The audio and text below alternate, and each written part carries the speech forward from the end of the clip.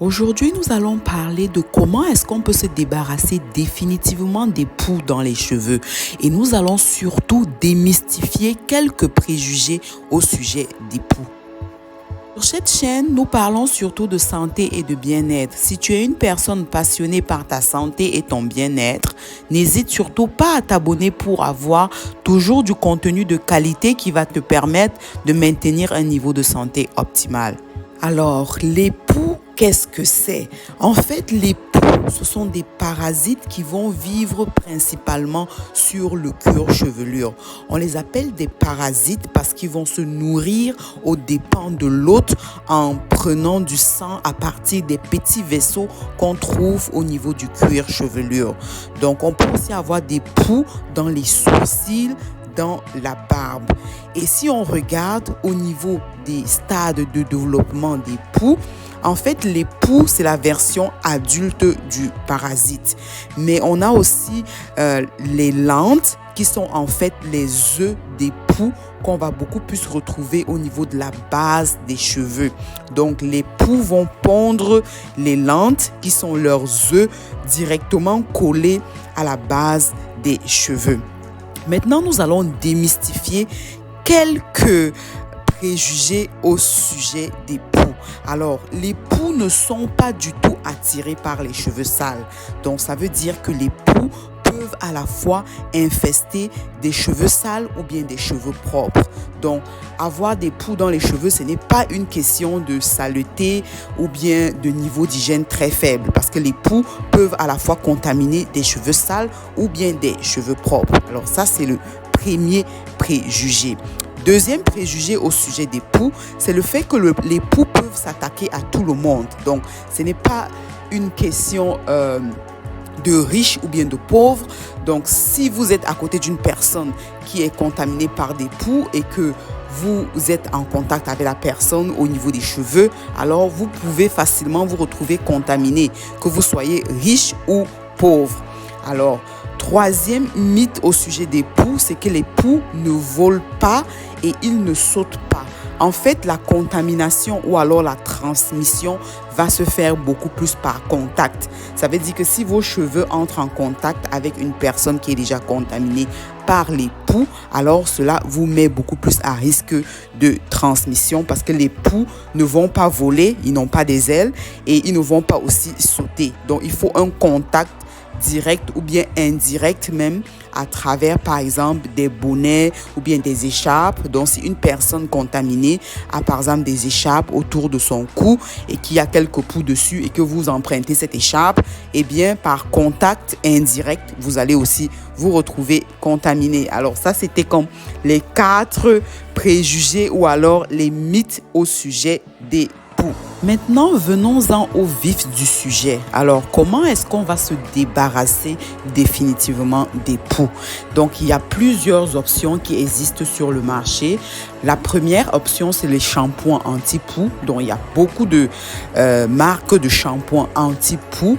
Et leur mécanisme d'action, c'est vraiment étouffer et déshydrater les lentes et les poux sans être pour autant agressif pour votre cuir chevelu. Donc ça, c'est un traitement qui marche très bien.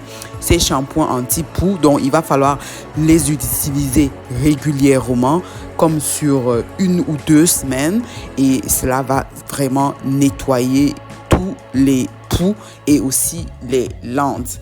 Donc, un autre remède de grand-mère, c'est vraiment de faire un mélange entre l'eau et le vinaigre. Alors, ce mélange-là va surtout contribuer à décoller les lentes qui sont très souvent très collées à la base des cheveux. Et une fois que les lentes sont décollées à l'aide de l'action du vinaigre, vous pouvez maintenant laver les cheveux pour essayer de se débarrasser de ces lentes-là. Un autre traitement très efficace, c'est vraiment des traitements chimiques à base d'insecticides. Donc l'exemple phare ici, c'est la permétrine qui est un insecticide très efficace contre les poux. Et vraiment, la seule contre-indication application ou alors le seul souci avec l'utilisation de ces traitements chimiques, c'est de vérifier qu'il n'y a pas d'allergie à la permétrine. Et en utilisant ce traitement, c'est important de traiter tous les membres de la famille en même temps et aussi traiter les vêtements, la literie, les serviettes, les bonnets et les écharpes. Bref, tous les textiles qui ont été en contact avec les cheveux. Le but de cette démarche, c'est vraiment d'éviter une réinfestation après le traitement.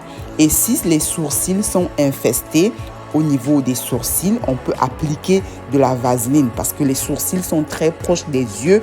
Donc, on ne peut pas faire des traitements très agressifs comme les traitements chimiques. On conseille beaucoup plus appliquer de la vaseline.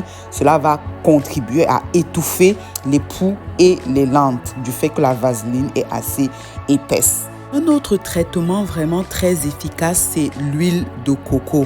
Donc, on conseille d'appliquer généreusement de l'huile de coco sur les cheveux et de les laisser agir pendant plusieurs heures. Alors, l'huile de coco est vraiment efficace parce que cela va tuer les poux et les lentes. Et en plus, petit bonus, c'est le fait que l'huile de coco est aussi bénéfique pour les cheveux.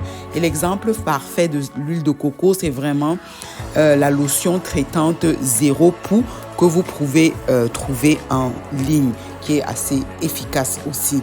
Donc, quel que soit le traitement que vous choisissez, c'est important toujours de faire 2 applications, donc 2 traitements espacés de 7 jours.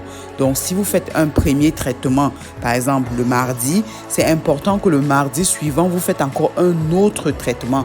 Donc, le but, c'est vraiment de se débarrasser de tous les poux et de toutes les lentes et de se rassurer qu'il n'y aura pas une réinfestation après le premier traitement. Nous allons terminer la vidéo avec cette petite note sur le poux du pubis qu'on appelle aussi les morpions. Alors, c'est vraiment aussi un parasite qui va beaucoup plus être spécifique à l'homme et à la femme. Et cela va vraiment causer beaucoup de démangeaisons au niveau de la région pubienne. Et on peut aussi les retrouver au niveau des autres poils du corps, comme par exemple les poils au niveau du cil, au niveau même des aisselles. En tout cas, le traitement, il est plus ou moins le même que les poux qu'on retrouve au niveau du cuir chevelu. Alors, on se dit à bientôt pour une autre vidéo. Santé!